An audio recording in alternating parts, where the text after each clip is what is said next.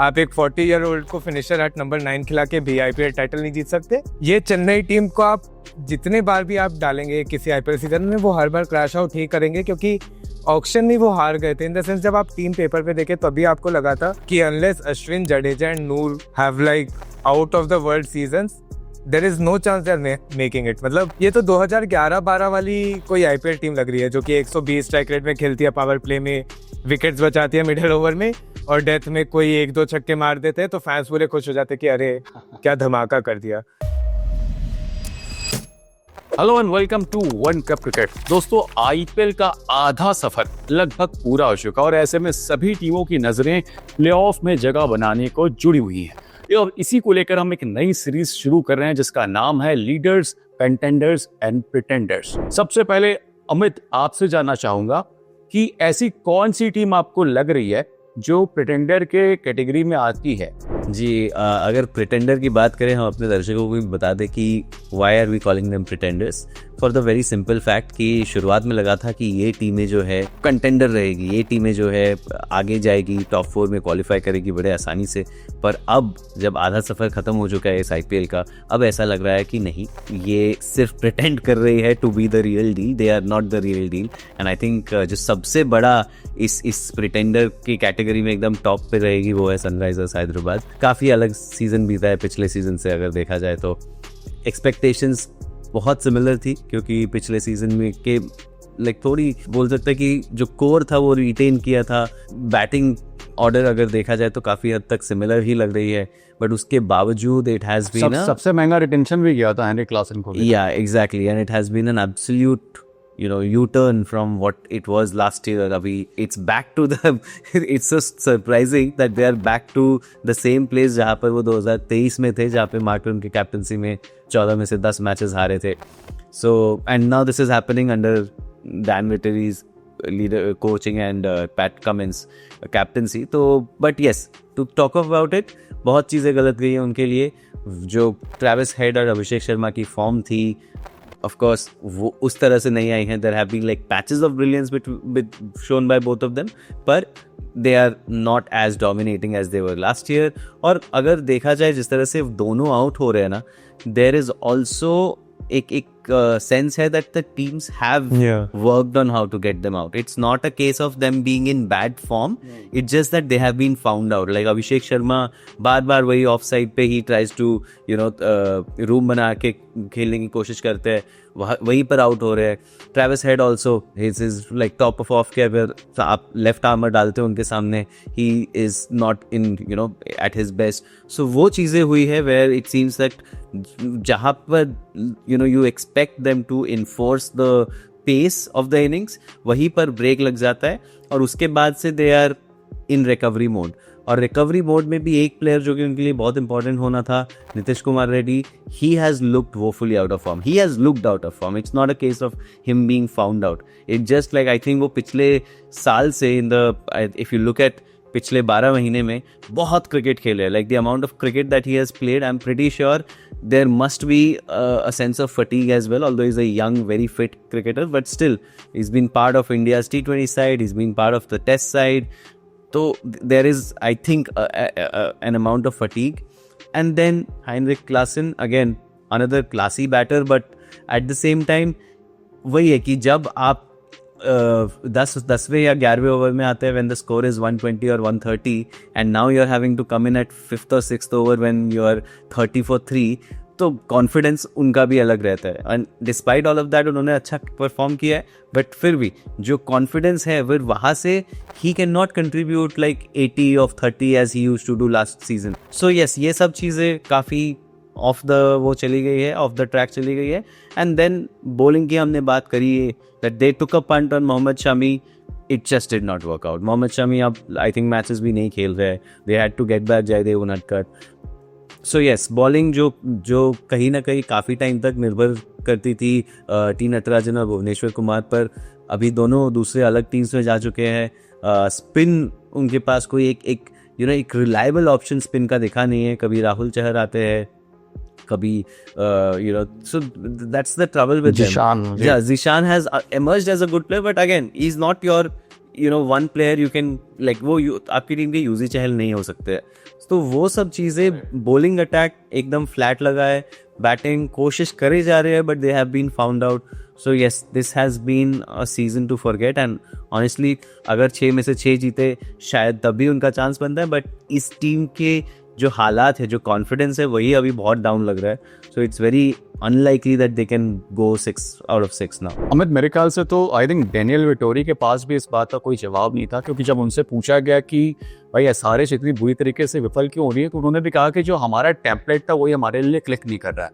चाहे वो Travis head हो, चाहे वो अभिषेक शर्मा हो, अगर इन दोनों ये बैट्समैन अगर आउट आते हैं तो एसआरएच के पास ये देखकर कभी लगा ही नहीं कि कोई ऐसा प्लेयर है जो एंकर की इनिंग भी खेल सकता है. लेकिन उसके अलावा अगर हम बात करें, हेनरिक क्लासन को बहुत सबसे बड़ा रिटेंशन थे इस आईपीएल 2025 के, बहुत हवा बना हुआ था. लेकिन अगर आप हेनरिक क्लासन के अलावा किसी भी और बल्लेबाज की बात करें जिन्होंने 5 या 5 से ज्यादा इनिंग खेली है, तो किसी का भी एवरेज 30 से ज्यादा नहीं गया, जो बताता है कि एसआरएच की जो बैटिंग थी, जिसके लिए वो जो नेम प्लेट वो लेकर घूम रहे थे कि हम पावर प्ले के सबसे बड़े टीम है या सबसे बड़े खिलाड़ी हैं हमारे पास, वही आपका फ्लॉप हो गया. और सिर्फ बात यही नहीं थी, एसआरएच की बॉलिंग में चले जाइए, आप पैट कमिंस को उठाइए, आप सिमरजीत सिंह को उठाइए, मतलब जितने भी गेंदबाज हैं, या शमी को उठा लीजिए, सबका इकोनॉमी जो है 9-10 से ऊपर ही गया है. तो कोई भी विकेट टेकिंग बॉलर आपके पास उस तरीके से नहीं था. जिस चीज को लेकर आप आगे टूर्नामेंट में बढ़ सकते थे, जिस चीज के बिहाफ पर फैंस ये कह रहे थे कि ये प्लेऑफ में जरूर पहुंचेगी, जो कि आपकी बैटिंग थी, आप उसमें भी बुरी तरीके से विफल हो गए. तो मुझे लगता है कि एसआरएच का बहुत ही बेकार प्रदर्शन था, और मैं तो बिल्कुल भी नहीं काउंट करता कि वो किसी भी सूरत में प्लेऑफ में जगह बना सकेंगे. बहरहाल गंतव्य, आप कौन सी टीम चुनते हैं प्रिटेंडर के लिए? मेरा बहुत ऑब्वियस चॉइस है चेन्नई सुपर किंग्स. एंड मैं आपको हैदराबाद और चेन्नई में एक फर्क समझा देता हूँ. ये हैदराबाद टीम ना, अगर आप अगले टीम भी डाले आईपीएल में तो शायद वो क्वालिफाई कर जाएंगे प्लेऑफ के लिए. ठीक है, थोड़ा फॉर्म इधर इधर हुआ, कुछ प्लेयर्स चल गए, they have the potential on paper. ये चेन्नई टीम को आप जितने बार भी आप डालेंगे किसी आईपीएल सीजन में, वो हर बार क्रैश आउट ही करेंगे, क्योंकि ऑक्शन में वो हार गए थे. इन द सेंस जब आप टीम पेपर पे देखे तभी आपको लगा था कि unless Ashwin, Jadeja and Noor have like out of the world seasons, there is no chance they are making it. मतलब ये तो 2011-12 वाली कोई आईपीएल टीम लग रही है, जो कि 120 स्ट्राइक रेट में खेलती है, पावर प्ले में विकेट्स बचाती है मिडिल ओवर में, और डेथ में कोई 1-2 छक्के मार देते हैं तो फैंस पूरे खुश हो जाते कि अरे क्या धमाका कर दिया. क्योंकि और चाहे आप बॉलिंग देखे, चाहे मतलब ऐसा लग रहा है कि एक लॉयल्टी पेंशन स्कीम चला रखी है चेन्नई. क्योंकि इन वॉट वर्ल्ड, मैं बार बार यही बोलता हूँ, लेकिन सच यही है कि this is what is holding them back. In what world does N Ashwin warrant 10 crore और Jadeja warrant an 18 crore in 2025 T20 cricket. I mean, नूर अहमद इतना अच्छा करे, ठीक है, he is in purple cap contention, उसके बावजूद जो मिडिल ओवर्स का फेस है, चेन्नई ने उसमें सबसे कम विकेट्स लिए, क्योंकि वो वन मैन आर्मी खेल रहे. बैटिंग में भी उसी तरीके से उनका जो वन मैन आर्मी था वो भी इंजर हो गया. अब विजय शंकर, दीपक हुडा, राहुल त्रिपाठी से आईपीएल टाइटल नहीं जीत सकते. आप 17 साल के बंदे शेख रशीद और आयुष मात्रे से भी आईपीएल टाइटल नहीं जीत सकते. आप एक 40-year-old को फिनिशर एट नंबर 9 खिला के भी आईपीएल टाइटल नहीं जीत सकते. और अगेन आप 2 हैज बीन स्पिनर्स को प्राइमरी रोल देके और फिर पिच भी स्पिन फ्रेंडली नहीं बना के तो बिल्कुल ही आईपीएल नहीं जीत सकते. तो मतलब ना तो कभी कोई स्कोप था और ना कभी. एंड एक और चीज जो और भी बड़ी प्रॉब्लम है चेन्नई के लिए, अभी आप देखिए फ्लेमिंग और धोनी तो ऑलरेडी बोलने लगे हैं कि ये सीजन आई थिंक गया, हम अब हमारा एम है कि अगले सीजन के लिए कंसोलिडेट करना. फर्स्ट ऑफ ऑल तो आप चेन्नई से ये एटीट्यूड कब देखे last? I don't remember ever seeing this give up defeatist attitude from Chennai, but that is the reality of the situation that they have no other alternative. अब problem ये है कि अगले साल वो ऑक्शन में भी जाएंगे तो उनके पास barely enough alternatives है to fix this mess they have made, क्योंकि मोस्ट जो इंडियन मार्की नेम्स से या जो मिडिल ऑर्डर नेम्स से वो जा चुके हैं. unless they win the Camden Green sweepstakes या फिर कोई इधर उधर से बाय चांस कोई बहुत अच्छा प्लेयर निकल के आ गया, या आयुष मात्रे या रशीद बिकम समथिंग एल्स, और मतलब कुछ मिरेकल नहीं लगेगा इस पूरे साइकिल में. अभी ऐसा लग रहा है कि जैसे हम देखते हैं कि यंग टैलेंट को नर्चर करने वाली बात होती है, चांस देने वाली बात होती है, ऐसा लग रहा है कि चेन्नई अब सारी जो जितने भी उनके हथियार थे वो डाल चुके हैं, और आखिर में हार मानकर, चाहे वो रसिक शेख हो, चाहे वो आयुष मात्रे हो, जितने भी नए नए ऑप्शन हैं उनको ट्राई किया जा रहा है. बट जब ये टीम, जिस चैंपियन टीम को फैंस देख रही थी शुरुआत में, और जो एक्सपेक्टेशन थी 5 ट्रॉफी जीतने के बाद शायद छठी ट्रॉफी आ जाएगी, भैया ऋतुराज गायकवाड़ चला गया, एम एस धोनी आपका कैप्टन बन गया। लेकिन इस दौरान हमने फैंस को भी देखा कि कोई ये चाह ही नहीं रहा था कि चेन्नई, ये वही चेन्नई सुपर किंग्स है जो ट्रॉफी जीतने का मादा रखती है, क्योंकि हम देख रहे थे कि जब एम एस धोनी की एंट्री हुई थी तो तालियां ज्यादा बज रही थी, लेकिन मैच खत्म होने से पहले ही फैंस स्टेडियम से बाहर निकल जा रहे थे। तो शायद एक वो भी इंडिकेशन था कि फैंस को भी लगभग ये मालूम चल चुका था 4-5-6 मैचों के बाद कि शायद इस वाली टीम में उतना दम नहीं है जो हमने पहले कहीं देखा था। ट्रॉफी तो दूर की बात है, वो आई थिंक कुछ 10 दिनों में पहली बार आरसीबी से एक सीजन में 2 मैच हारने वाले, तो उससे बड़ी शर्म की बात क्या ही होगी चेन्नई के लिए। Enough said, I think. But I have something to say to this, and there are two things that I don't agree to what Gantavya said. That this team looks like it is a 2012 team and this couldn't have won in any season. I don't agree with that. आप पीछे की टीमें भी उठाकर देख लेंगे CSK की, they win with the same template. Like 2022 में ऑक्शन में they go back and pick the same players, right? जो जिन्होंने उनके साथ who were with them, most of the players who were with them in 2021. 2022 they have a bad season. 2023 they go on to win with the same set of players. तो अभी वही है. And again, honestly, the Chennai blueprint जो है, जो हमें काफी boring लगता है, but they still go on to win. I think it's the same thing that Gujarat is being able to replicate. So the fact to say कि ये Chennai team कभी नहीं जीत सकती है, I don't agree with it. It's just that this is that year where nothing has worked for them. I think it's a personal problem. You know, personal problem. In many cases, even say someone like Rituraj, जब उस like you know when he came into the setup, a lot of people didn't think that he's a T20 cricketer. India में even अभी T20I team में he doesn't get picked despite scoring a century of 57 balls. तो वही है, but those are the kind of people who clicked in Chennai. So it's not a case of कि यार इस team से तो आप कभी नहीं जीत सकते. It's just that it is one of those years where everything that you expected to go right did not go right. Honestly, Ashwin, Jadeja, Noor, at the beginning of the season, if you say that these are your 3 bowlers on Chepauk, anyone would say, boss, this is a very formidable attack. Very unfortunately, the pitch did not, suit spin as it generally does, right? Same with the top order. वो chop and change होता रहा. Rahul Tripathi did not work out. So, yeah, a lot of things did not go right. Same as, I won't say even last year it was a better journey for them. They were like out of 8 matches they had won 6 and then things sort of tapered off towards the end. तो वही बात है कि इस बार it didn't work out, but I'm not saying कि this is, and I'm not saying this because वही same चीज GT करके successful हो रही है. So एक template तो है चेन्नई का, which on most occasion it has worked out because of the culture, because of the leadership. This season वही उन्हीं तरह के प्लेयर्स पे उन्होंने पंट किया है, but it just didn't come through. मैं इसमें अमित एक चीज जोड़ना चाहूंगा. आपने बात ठीक कही कि इसी प्रकार के जो प्लेयर्स के जो पूल ऑफ टैलेंट हमने देखा, या जो प्लेयर्स हैं, एज फैक्टर तो हमेशा ही हमने चेन्नई में देखा है, बट यही प्लेयर्स ने इनको ट्रॉफी भी जिताई है. बट चाहे डेवॉन कॉनवे हो, चाहे रचिन रविंद्र हो, और मिडिल ऑर्डर में फिर चाहे दीपक हुड्डा का आना हो, या फिर राहुल त्रिपाठी. मतलब राहुल त्रिपाठी और दीपक हुड्डा तो मुझे ऐसा लगा कि खाली स्ट्रगल कर रहे हैं, बट टॉप ऑर्डर की अगर हम बात करें तो मुझे वो इंटेंट और जो अप्रोच होती है ना T20 क्रिकेट वाली, पावर प्ले में आपको 6 ओवर में 60 रन मारने, 70 रन मारने, ये शुरुआत से इस बार इस टीम में नहीं दिखा. ऐसा लगा कि वो बहुत ही सेफली खेल रहे हैं. जहां पर दूसरी टीमें पावर प्ले का पूरा इस्तेमाल कर रही थी, वहां पे चेन्नई एक बहुत ही सेफ अप्रोच के साथ आगे बढ़ रही थी. और आखिरकार ऐसा हो रहा था कि एक भी विकेट गिरता था तो सारे का सारा प्रेशर रचिन रविंद्र पे चला जाता था या कॉनवे पे चला जाता था, और उसके बाद जो भी मिडल ऑर्डर था उसमें आपके पास कोई पावर हिटिंग का ऑप्शन था ही नहीं, एक शिवम दुबे को छोड़ के.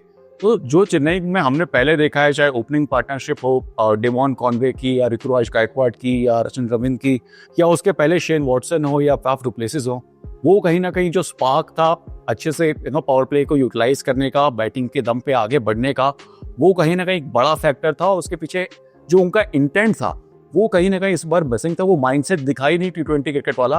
मुझे कई बार ऐसा लगा पावर प्ले जब मैं चेन्नई का देखता था कि शायद ये लोग वनडे के हिसाब से खेल रहे हैं, जबकि वो T20 क्रिकेट वाली सोच ही नहीं थी. दूसरी बात, जैसे मैंने कहा कि ओवर रिलायंस, बट वो तो इतने सालों से वैसे ही था. Chennai is not a team जो कि पावर प्ले में 80 रन बना दे. चेन्नई इज अ टीम जो पावर प्ले में 50 रन बना के खुश है. They are happy with 50 for 0. I understand historically it has brought them success, but at some point it stops But working, that is right? what I'm saying. That see, that's my point. Is last year we thought that Sunrisers have unlocked a revolutionary way of cricket, and this is how every team is going to do it. This year, same Sunrisers are battling and in the bottom two. But the thing is, Gujarat Titans, very safe two players, though, who do not take the aerial route at all. They are happy with a 50-55 from power play at the loss of 0 wickets. It's pretty much the Chennai template which is working out for them. So वही है कि I don't think, like, we thought last year कि okay, T20 cricket has moved to a new dimension with Sunrisers approach and all, but no, your failure this year for Sunrisers, it just shows that ऐसा actually हुआ नहीं है. There is still a need for restraint at the beginning of the innings, and it is going to pay you dividends if you have, you know, a good middle order. So yeah, I just think that Chennai could. This year was definitely a blip for them. And yes, the other part that Chennai doesn't always surrender. No, even in 2020, like third, fourth, you know, 3-4 matches बाकी थे, तभी Dhoni had said that But अभी तो आधे season से ऊपर बाकी है, right? He is already saying it in the Yeah, but I don't match. think they are practical enough to know कि यहाँ से नहीं हो रहा है कुछ. मुझे लगता है अब चेन्नई के फैंस भी उम्मीदें छोड़ चुके हैं. खैर अमित, आपकी उम्मीद को देखते मुझे लगता है कि शायद सीएसके को फैंस को जरूर खुशी मिलेगी. लेकिन हाँ, नहीं, मुझे उम्मीद नहीं है, but I just think that Chennai should not let go of their very, you know, जो उनका set template है, which has worked for so many years. I just think that they should not based on this one year. चलिए, अमित के हिसाब से उनका जो set template था, जो पूल ऑफ प्लेयर्स थे और जो सोच थी पहले भी वही थी, कुछ बदला नहीं है. लेकिन इस बार वो काम नहीं किया. जैसे हमने एसआरएच के लिए देखा, जो पिछले साल यानी कि 2024 के जो ट्रेंड सेटर थे वो किस तरीके से विफल हो गए. खैर बात कर लेते हैं यहाँ पर तीसरी प्रिटेंडर टीम मेरे हिसाब से राजस्थान रॉयल्स है. क्योंकि मुझे लगता है कि बहुत सारी चीज़ें मैसअप कर गई, खासकर जब संजू सैमसन को हमने देखा कि वो इंजर्ड हैं, किसी मैच में अंदर आ रहे थे, बाहर जा रहे थे. लेकिन गणतव्य, आपके साथ शुरू करना चाहूँगा. जिस प्रकार की राजस्थान रॉयल्स को हमने संजू सैमसन की अगुवाई में देखा था, 2025 में भी उम्मीदें बहुत थी जब उन्होंने शिमरॉन हेटमायर, ध्रुव जुरेल, कुछ यंग प्लेयर्स को रिटेन किया, यशस्वी जायसवाल को रखा, वैभव सूर्यवंशी को लेकर आए. लेकिन अभी तक का जो सफ़र रहा है उसमें मुझे राजस्थान की टीम काफ़ी अनसेटल्ड दिखाई दी है, चाहे उनका बैटिंग ऑर्डर हो, चाहे उनकी सोच हो, या फिर उनका बॉलिंग डिपार्टमेंट हो. आप क्या कहेंगे? आई थिंक उनकी वही प्रॉब्लम है, एग्जैक्टली वही है जो हमने सीजन के पहले प्रेडिक्ट किया था. Top of the order solid. अगर आप नंबर्स भी देखें तो राजस्थान का highest power play average score है, हाईएस्ट स्ट्राइक रेट है पावर प्ले में, मोर इम्पोर्टेंटली. बट आप जैसे जैसे डेथ में आते हैं आपके इतने विकेट गिर जाते हैं कि you have no one to capitalise. और उनका जो अगेन सबसे बड़ा पंट था Shimron Hetmyer, he has not worked out. उनका जो एक इंडियन फिनिशर था Dhruv Jurel, he has done everything except finish a game off. मतलब आप 3 गेम नहीं हार सकते जहाँ पे आपको लास्ट 2 ओवर में 20 से कम रन चाहिए. I mean at some point तो यू हैव टू रियलाइज कि this is a bigger problem. And specially on a ground like Chinnaswamy, जहाँ पे आपको 2 ओवर में 18 चाहिए. I don't understand how you lose that game. तो एंड जहाँ पे बॉलिंग भी देखे आप, देखिए उनके लास्ट ईयर डेथ में Sandeep Sharma was exceptional. He hasn't worked out the same. Middle over में कोई विकेट टेकर नहीं है. वनिंदु हसरंगा उनके पिक थे, नहीं लिए विकेट्स उन्होंने जितना लेना चाहिए था. न्यू बॉल से जोफ्रा आर्चर उनका बड़ा पिक था, again no wickets. Last year तक उनके पास जो भी बॉलिंग कंटिजेंट थी इतनी स्टार स्टडेड नहीं थी, but they were performing their roles. And जैसे आपने बैटिंग ऑर्डर का बोला, एक तो ये रियान पराग से क्या, I understand, is a very bright young talented player with a huge future ahead of him, huge potential, Assam superstar. But at some point you have to be realistic. Like उनको super over में कौन भेजा? चलो super over में भी भेज दिया, but why do you have to keep promoting him over Nitish Rana, who is enjoying a great season, who has shown that he can play at like those 170-180 strike rates when the team requires him to, who has shown that जो middle overs में spinners team को बांध के रख देते. Nitish Rana is the exact fix for it, the way he goes after the slower bowlers. तो उनके पास I still believe they have all the weapons, maybe bar Shimran Hetman, maybe a bar foreign finisher, but even without it I would say they have the weapons.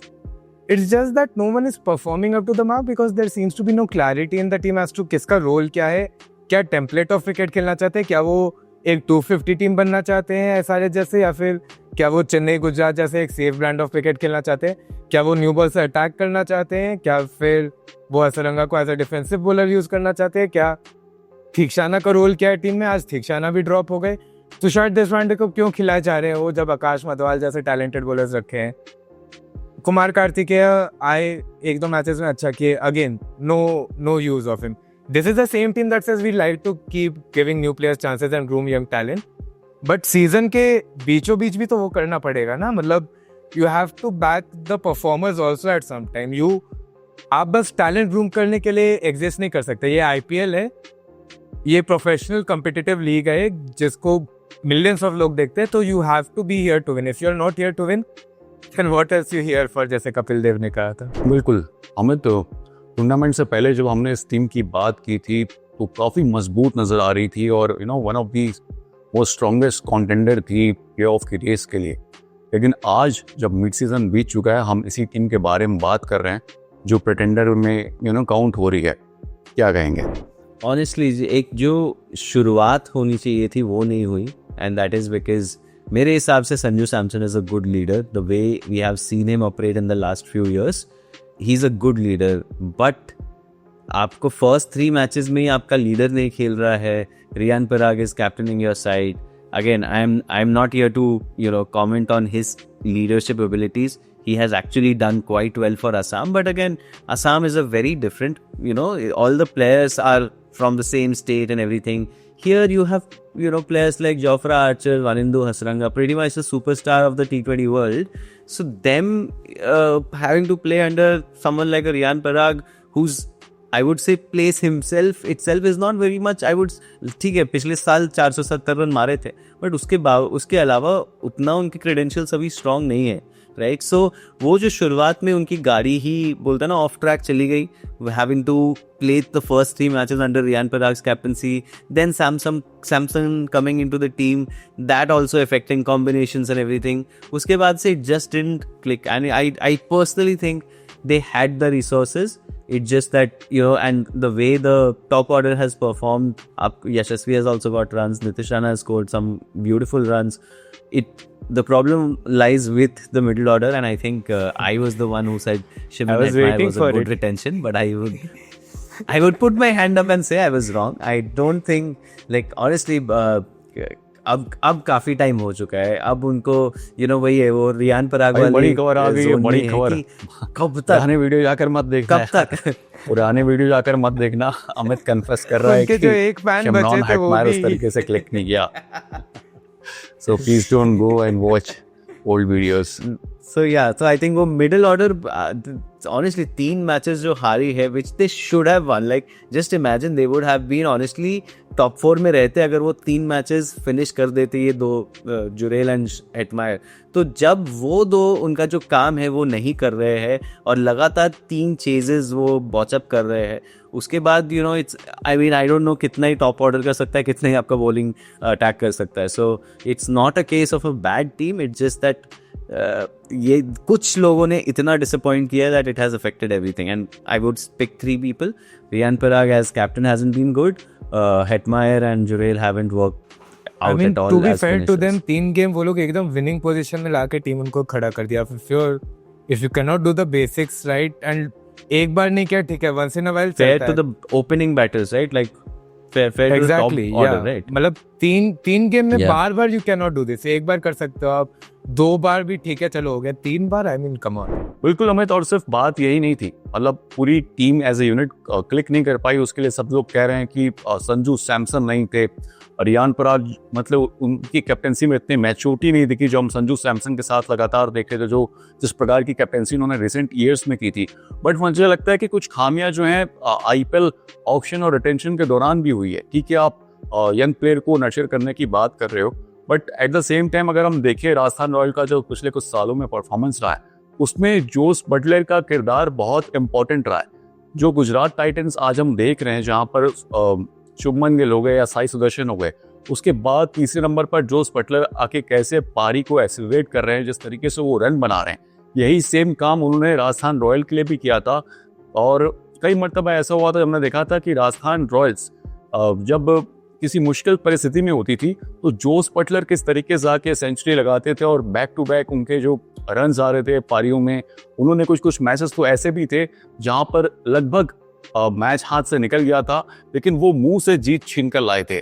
तो मुझे लगता है कि Jos Buttler को retain ना करना और उनको या वापस से ना खरीदना एक बहुत बड़ी चूक थी। उसके अलावा अगर मैं बात करूं, ठीक है संजू सैमसन की कैप्टनसी को तो राजस्थान रॉयल ने मिस किया ही, लेकिन उसके अलावा अगर आप डेथ बॉलिंग की भी बात करें तो वहां पर भी अगर आप देखोगे तो जो लास्ट 2 उनके मैचेस हुए हैं दिल्ली के अगेंस्ट और गुजरात के अगेंस्ट, अगर आप लास्ट के 5 ओवर्स में 70 रन से ज्यादा लुटा दे रहे हैं तो उससे मालूम चलता है कि भाई आपकी जो बॉलिंग है वो भी उतनी मजबूत नहीं है, क्योंकि लास्ट के ओवर्स में आप इतने रन उठा देते हो जिसको कवर अप करने के लिए आपके पास मिडिल ऑर्डर में वो बैट्समैन नहीं है जो हमने पहले देखा था कि जो राजस्थान के लिए क्लिक हो रहा था। तो मुझे लगता है कि ये भी बहुत बड़ा रीजन है जिस प्रकार का राजस्थान का डाउनफॉल हमने देखा आईपीएल 2025 में, उसके हिसाब से। Yeah, so it's not a team that has looked clinical, and which is very strange because Sanju Samson के leadership में team at least clinical लगती थी. This time वही है, वो आपके finishes नहीं हो रहे हैं, आपके catches drop हो रहे हैं, like death over तक आते आते it seems like all the steam has gone. तो वो बहुत evident है in the way they are playing. Guys, do you think they fell too much in love with the idea of this Indian top 6? क्योंकि the way they went after Nitish Rana and they keep backing Shubham Dubey, I think वो उनको बस ये idea कि हमारे top 7-6 batters Indian हो सकते हैं, इससे ज़्यादा ही फैसिनेट हो गए वो maybe, and maybe in retrospect Buttler जैसे player could have completely turned this. I personally feel that Rahul Dravid is too infatuated with numbers and data. And I mean, we have seen this and even when he was Rajasthan captain and mentor in the past. I remember it was 2014 season, right, where they had won 7 out of their 9 games. They had to win 1 more and then they screwed up, and this is him as a mentor. उससे पहले season में भी वही था, like he would go for experiments and all, and that would really I think this has happened on multiple occasions. Unfortunately, it always happens with Rajasthan. I feel particularly bad about like Rahul Dravid after last year's T20 World Cup win. Finally everyone was so happy about him, him getting his due, him getting a trophy after all, and फिर से अब he comes back to Rajasthan and he gets trolled on social media left, right and center. But Rahul Dravid, please stop doing it. Please do not go to Rajasthan Royals. देखिए राहुल द्रविड़ तो यही कह रहे हैं कि भाई अब सब कुछ बिल्कुल ठीक है, बट मेरे हिसाब से अगर फैंस पॉइंट टेबल्स पर नजर डालेंगे तो आपको मालूम चल जाएगा कि दूध का दूध और पानी का पानी कितना है। लेकिन आप लोग के हिसाब से क्या जो हमने जो टीमें डिस्कस की हैं, राजस्थान रॉयल, सीएसके और एसआरएच, क्या इनमें से कोई भी टीम आईपीएल 2025 में वापसी कर सकती है? आपका प्रेडिक्शन क्या है ये हमें कमेंट करके जरूर बताइएगा। हम फिर लौटेंगे एक और नई सीरीज के साथ जहां पर हम डिस्कस करने वाले हैं लीडर्स कौन होने वाले हैं और कंटेंडर्स कौन होने वाले हैं आईपीएल प्लेऑफ और आईपीएल 2025 की ट्रॉफी जिताने के लिए, उठाने के लिए। तब तक आप जुड़े रहिए स्पोर्ट्स कैफे के साथ।